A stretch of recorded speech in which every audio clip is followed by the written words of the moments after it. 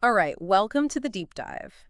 Today we are going deep, deep, deep into a topic that I know a lot of you out there are interested in: permanent fat loss and building lean muscle.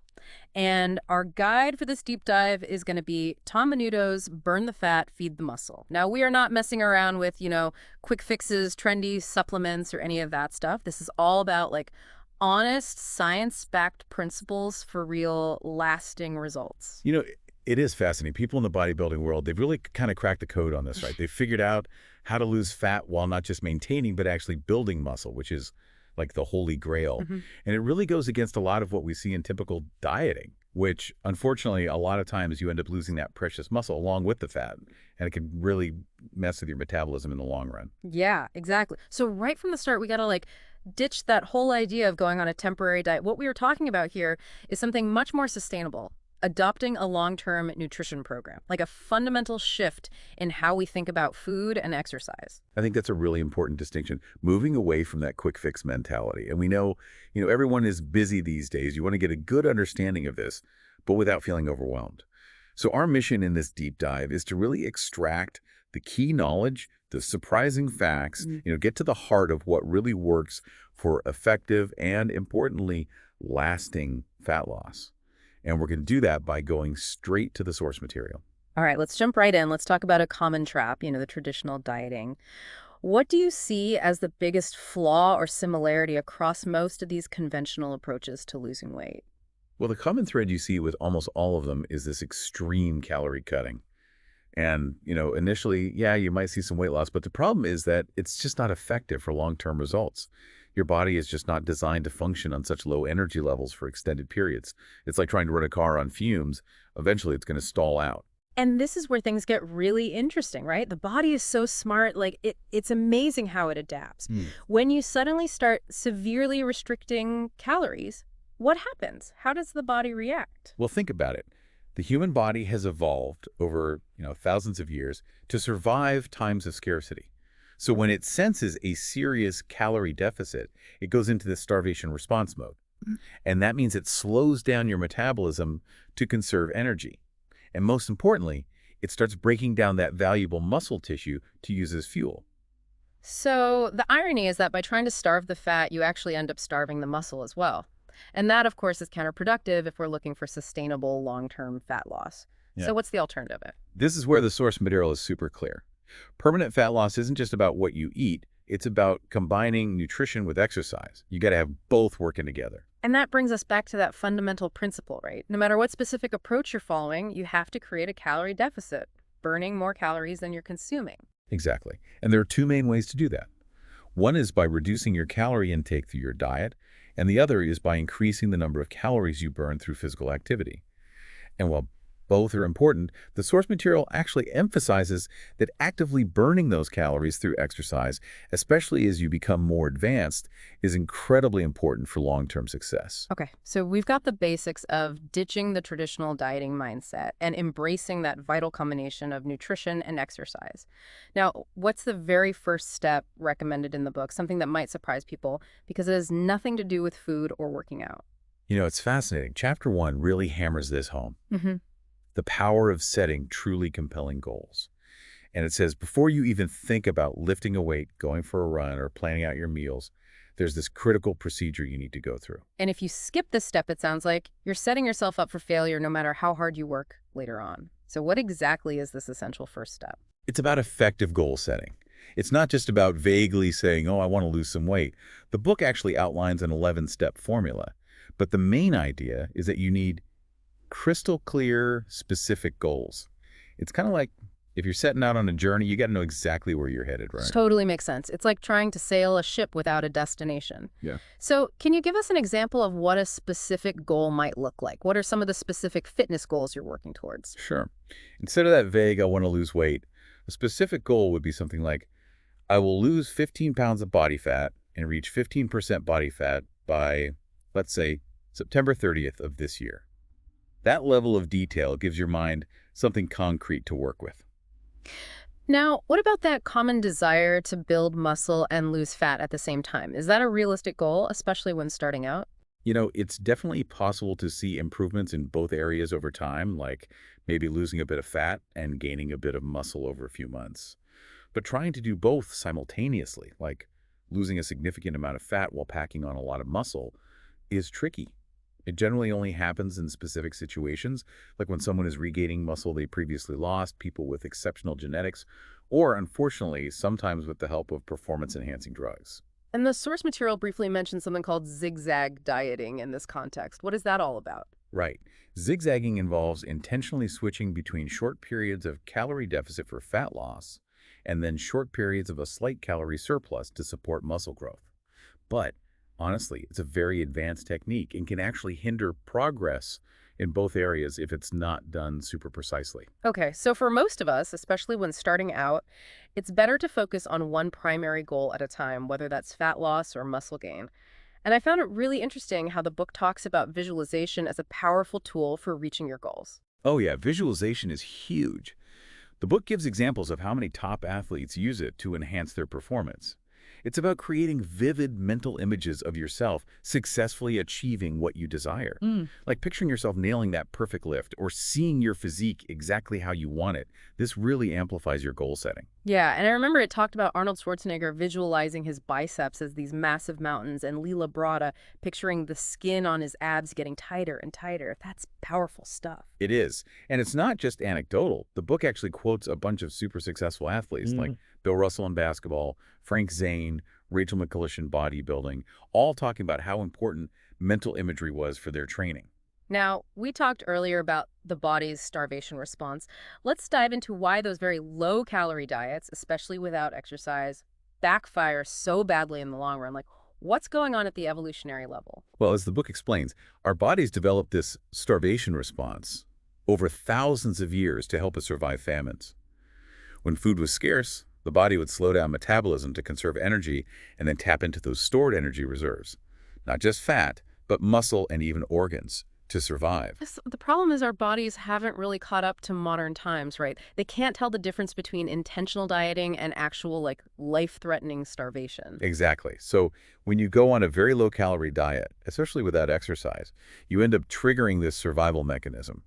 And that leads to some pretty nasty consequences. First, a big chunk of the weight you lose, maybe 40 to 50%, can come from that precious muscle tissue, not fat. Wow, that's discouraging. So you think you're making progress, but you're actually losing that metabolically active muscle. What else happens? You also get a big initial loss of water weight, especially on those very low-carb diets. So the scale might look good, but it's deceiving. Up to 75% of that initial weight loss can be just water, not actual fat. And on top of that, these very low-calorie diets actually crank up the activity of fat-storing enzymes like lipoprotein lipase or LPL, so your body becomes more efficient at storing fat. It's like shooting yourself in the foot. Pretty much. And at the same time, you get a decrease in the activity of those fat-burning enzymes, so less fat burning, more fat storing. And it gets worse. Severe calorie restriction can also mess with your thyroid hormone production, specifically T3, which controls your metabolism. Less T3, slower metabolism. It's a recipe for disaster. And then, of course, there's the rebound weight gain that almost always happens after these extreme diets. Right. It's almost inevitable. You might see some initial weight loss, but then your body adapts, starts conserving energy, and you hit a plateau.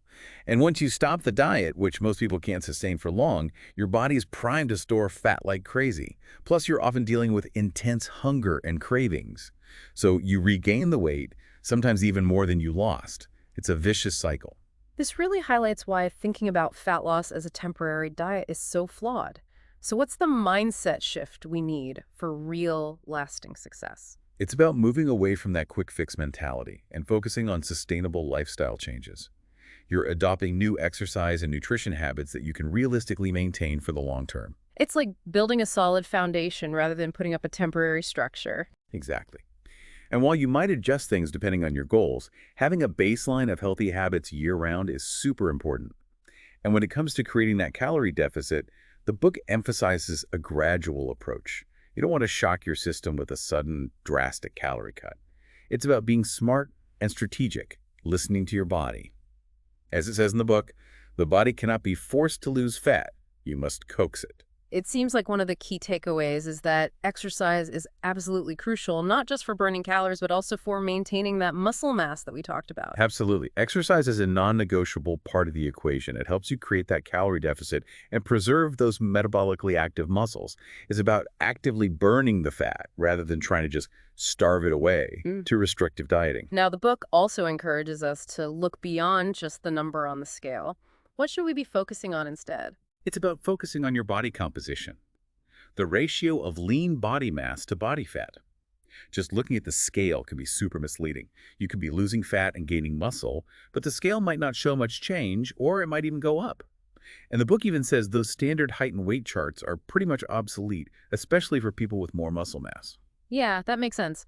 Muscle is denser than fat, so someone with a lot of muscle will naturally weigh more than someone with less muscle, even if they have a healthy body fat percentage.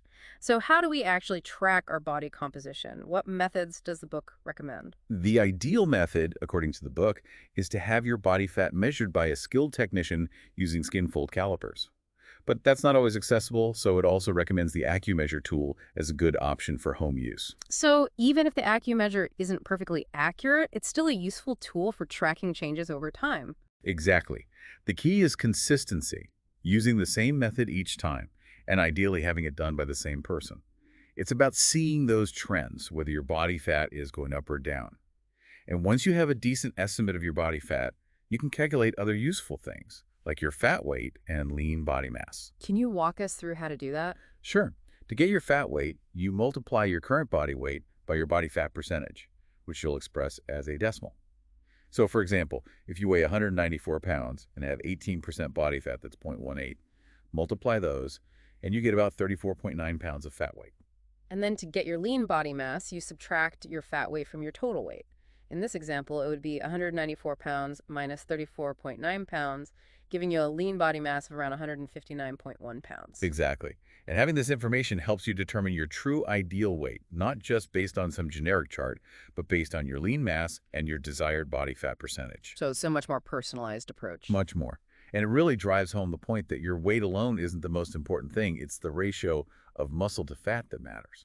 Now, let's talk about something that everyone faces on this journey: making mistakes.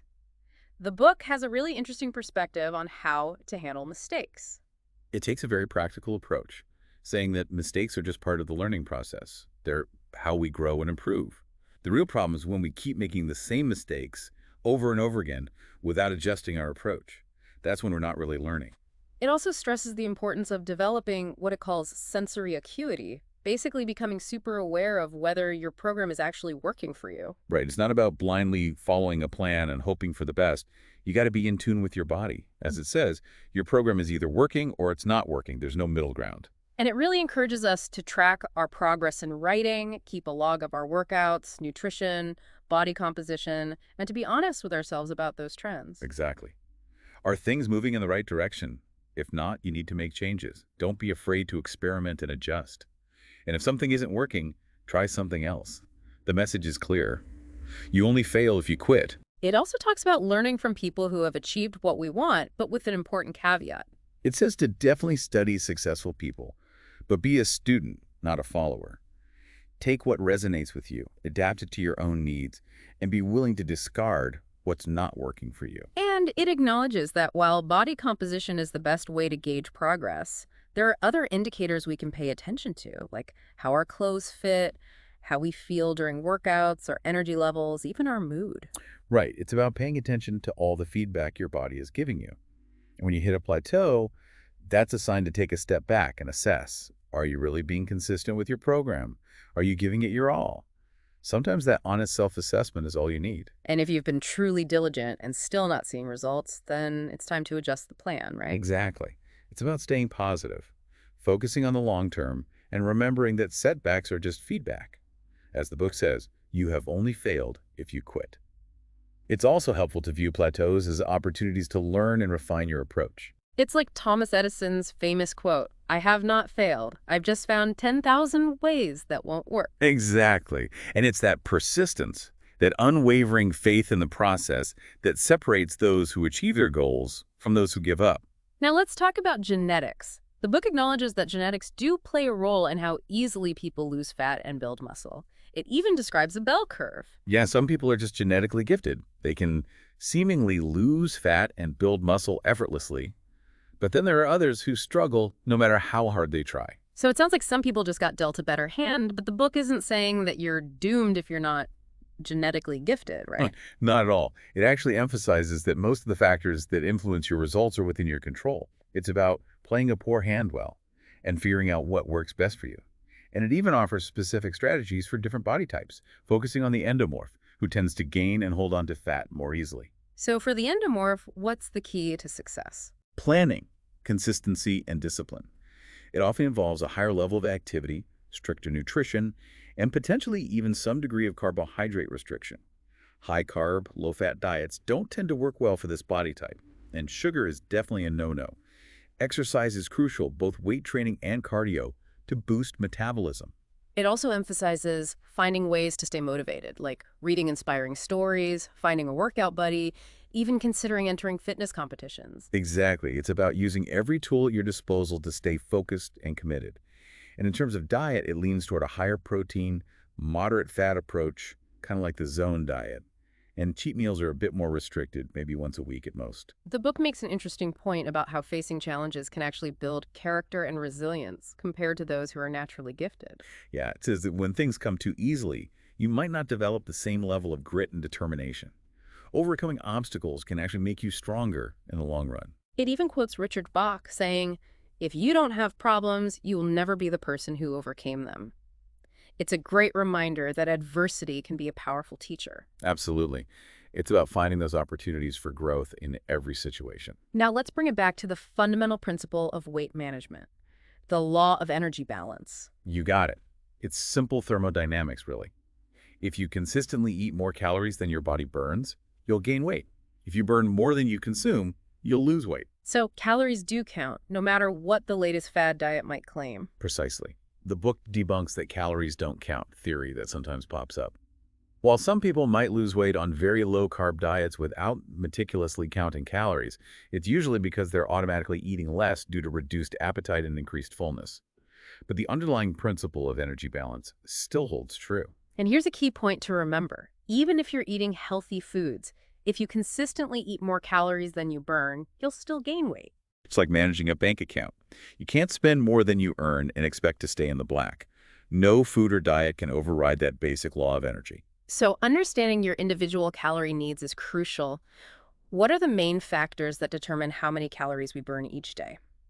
There are 6 main ones. Your basal metabolic rate, or BMR, which is the calories you burn at rest just to keep your body functioning. Your activity level, obviously. The thermic effect of food, or TF, which is the calories your body burns digesting and processing food.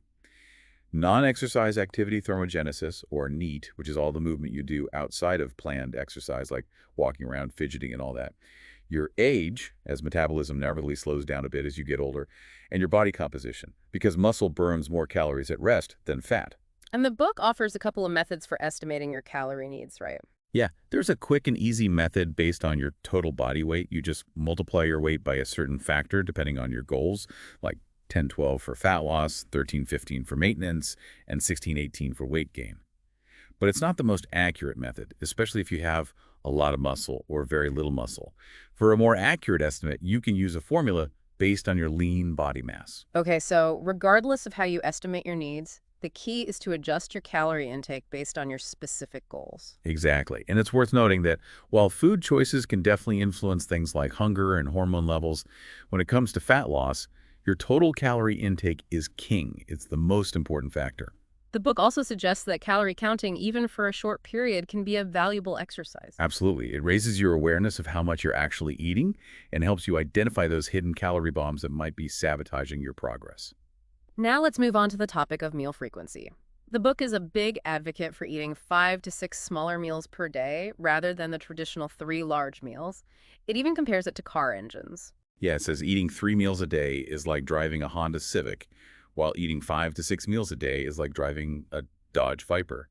You get more horsepower and better performance. Why do you think some people resist this idea of eating more frequently? It seems counterintuitive for weight loss. I think it's because it goes against that common idea of restricting food intake. And some people might be worried about eating too much. But the key is that those 5 to 6 meals are smaller, so you're still controlling your overall calorie intake. And the beauty of eating more frequently is that it can actually boost your metabolism. And the book is very clear about the downsides of skipping Oh meals. yeah, skipping meals is a big no-no. It slows down your metabolism, can lead to muscle loss, and can trigger those hormonal responses we talked about earlier. Plus, it often creates this starving and stuffing pattern where you get so hungry that you end up overeating or making unhealthy choices at your next meal. It's like you're setting yourself up for cravings and those blood sugar roller coasters. Exactly. Eating consistently throughout the day helps keep your blood sugar and energy levels stable, which is crucial for making good food choices and staying on track. And the book even recommends setting eating triggers, reminders to eat at certain times or if it's been a while since your last meal. Yeah, it's about being proactive and having a plan. If you know you tend to get super hungry later in the day, have a healthy snack prepared and ready to go. Now let's talk about food combining. There's this idea out there that you need to separate certain foods like carbs and proteins. What's the book's take on that? The book debunks that myth pretty thoroughly. It actually gives 8 scientific reasons why eating lean protein and complex carbohydrates together is better for both fat loss and muscle growth. 8 reasons. That's pretty convincing. What are some of the key points? Well, one key point is that you need protein regularly throughout the day to maintain a positive nitrogen balance, which is essential for muscle building. If you just eat carbs by themselves, your body might actually start breaking down muscle for fuel. And insulin, which is released in response to carbs, helps transport amino acids into your muscles. So separating these nutrients can actually hinder muscle growth. And eating carbs alone, especially simple carbs, can lead to those blood sugar spikes and crashes that we talked about earlier, which can trigger cravings and fatigue. Exactly. Eating protein and fiber along with those carbs helps slow down digestion, keeping your blood sugar more stable. So no need to worry about keeping your meat and potatoes separate. Not at all. It's actually better to eat them together. Okay, let's move on to macronutrient ratios, the balance of protein, carbs, and fat in your diet. The book talks about how bodybuilders have long used these ratios and how diets like the Zone popularize specific ratios for the general public. Yeah, the zone diet, with its 40% carbs, 30% protein, and 30% fat ratio, really got people talking about macros. And while the book acknowledges some criticism of that specific ratio, it also points out some valuable principles of the zone approach, like controlling insulin and reducing processed food intake. But is there one magic ratio that works for everyone? The book is clear that there's no one-size-fits-all ratio. The ideal balance depends on your goals, body type, and how your body responds to carbs. But the key takeaway is that your total calorie intake is still the most important factor for both fat loss and muscle gain. So you're saying that adjusting macros is more about fine-tuning things within your overall calorie target. Exactly. And the book suggests a baseline ratio of around 50–55% carbs, 30% protein, and 15–20% fat as a healthy starting point for most people. But you can adjust this based on your needs and goals. And it mentions something called calorie tapering, which is about gradually reducing carbs, especially starchy carbs later in the day, and replacing them with fibrous veggies. So it's about being strategic with your carb intake, not necessarily eliminating them entirely. Exactly. And it's also about avoiding extremes. Going super low carb or super high carb with almost no fat can backfire. Moderation and balance are key. The book also dives into the whole good carbs versus bad carbs debate. Right. And it emphasizes that it's more about the type of carbs you're eating rather than just the amount. Natural, unrefined carbs are good. Processed and refined carbs like white bread, white rice, sugary drinks, and all that are bad. And it makes the point that those refined carbs might actually be more problematic than fat when it comes to things like disease and obesity, especially when people replace healthy fats with sugar. That's a good point. And it also warns about those fat-free or low-fat foods that are often loaded with sugar to make up for the lack of flavor. You got to read those labels carefully. Now, the book does touch on the low-carb diet, but presents it more as an advanced strategy. Yeah, it's not for beginners. It's for people who have a solid foundation of healthy eating habits and haven't seen the results they want with a more balanced approach. And there's a prerequisite, right? You need to have mastered those 8 fundamentals of a healthy baseline diet before even considering low carb. Exactly. You got to have the basics down pat first. Things like eating fewer calories than you burn, balancing your macros, eating regular meals, prioritizing whole foods, all that good stuff. Low carb should be seen as a potential tweak, not a starting point. All right, let's switch gears and talk about something so basic, but so important: water. Ah, water, the elixir of life. The book really emphasizes its importance for fat loss and overall health. It affects your strength, your endurance, even the efficiency of your metabolism. And it busts the myth that most people drink enough water. Even mild dehydration can mess with your workouts and your ability to lose fat. It even says dehydration can mimic a hangover.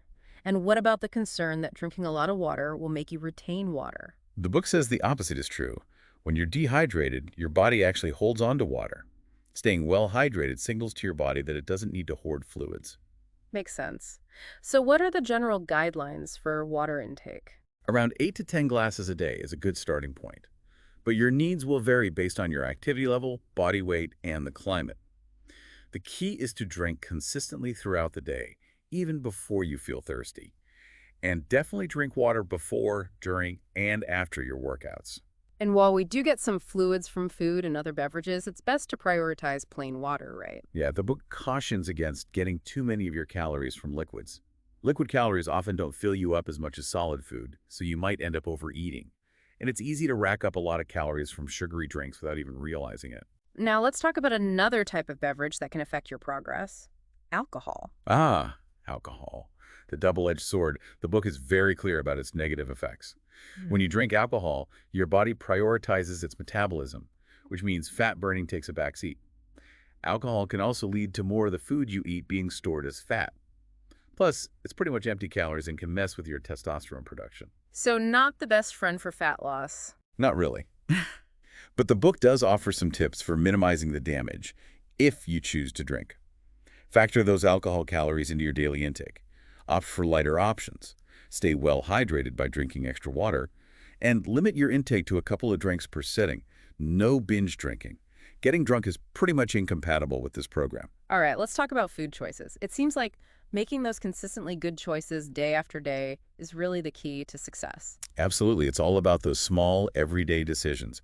The book even quotes Jim Rohn saying, "Success is nothing more than a few simple disciplines practiced every day." And it recommends having a written food schedule to help you stay on track. Yeah, having a plan helps you avoid making those impulsive, unhealthy choices when hunger strikes.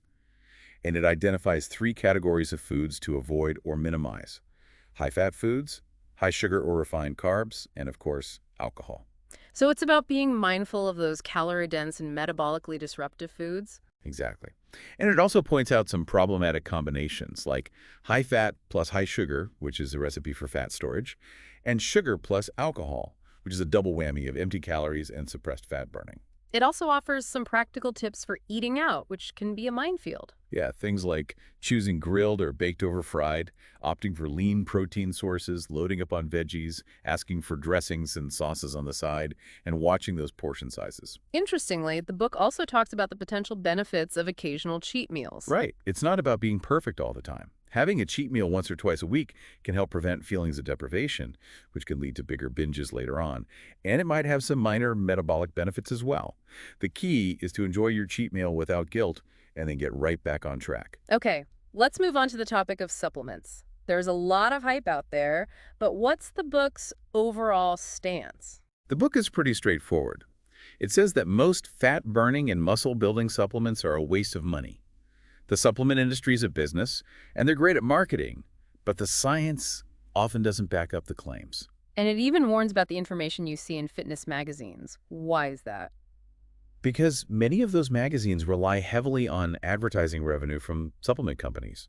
So there is a potential conflict of interest. They might be promoting products, even if they don't really work. And the bottom line is that supplements can't have drug-like effects because they're regulated as foods, not drugs. Exactly. They don't have to go through the same rigorous testing and approval processes. What about meal replacement products, or MRPs? Do they have a place? The book says that MRPs can be convenient for supplementing your diet, especially when you're short on time, but they shouldn't replace whole foods entirely. Whole foods are generally more nutritious and provide more satiety. It even quotes experts like Chris Faldo and John Perello emphasizing the importance of real food over supplements. Yep. Real food should always be the foundation. But it does mention one category of supplements that can be beneficial: essential fatty acids, or EFAs. Why are those important? EFAs, like omega-3s and omega-6s, are crucial for various functions in your body, including fat loss, muscle growth, energy, and overall health. The book suggests that supplementing with EFAs like Udo's Choice Oil Blend or flaxseed oil can be a good insurance policy. All right, let's move on to exercise, starting with cardio. The book emphasizes its importance for fat loss. Absolutely. Cardio is vital. It works synergistically with your diet and weight training. And the book talks about the relationship between intensity and duration. Higher intensity burns more calories, but you also need to be able to sustain it. What are the general guidelines for cardio duration when you're trying to lose fat? At least 30 minutes of continuous exercise per session is recommended. 30 to 45 minutes is ideal, and there's not much benefit to going beyond 60 minutes. You can always split longer workouts into multiple shorter sessions. What about intensity? The book mentions the fat-burning zone and different methods for determining your target heart rate. Right. There's the Garvonin method, which uses your resting heart rate, and the age-predicted method. The fat-burning zone is usually around 70 to 80% of your maximum heart rate. But remember, these are just guidelines. Listen to your body and adjust as needed. The book also touches on fasted cardio. What's its take on that? It says that fasted cardio might have some benefits because you're working out with lower glycogen and insulin levels, which could increase fat burning, but it's not a necessity. And what about the worry that too much cardio will lead to muscle loss? The book says that's unlikely unless you're doing extreme amounts of high-impact endurance training. Muscle loss during fat loss is more often due to inadequate calories, not enough protein, or not lifting weights. HIIT, or high-intensity interval training, has become very popular. What's the book's perspective on that? The book presents HII as a very effective and time-efficient method for maximizing EPC, that afterburn effect. It's about alternating boosts of